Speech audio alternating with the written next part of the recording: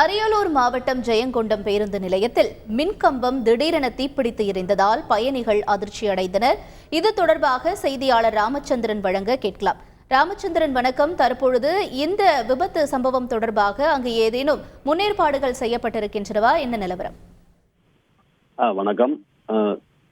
அரியலூர் மாவட்டம் ஜெயங்கொண்டம் பஸ் நிலையத்துல திருச்சி மார்க்கத்துல இன்னைக்கு அதிகாலையில திருச்சி, திருப்பூர், கோயம்புத்தூர் உள்ளிட்ட பல்வேறு இடங்களுக்கு செல்லக்கூடிய பஸ்கள் மற்றும் பயணிகள் அங்கே நின்று கொண்டிருந்தனர்.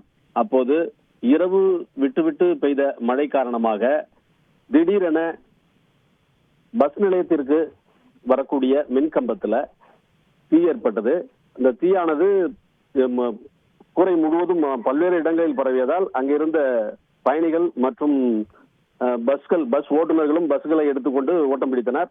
பயணிகள் அங்கிருந்து தெரித்து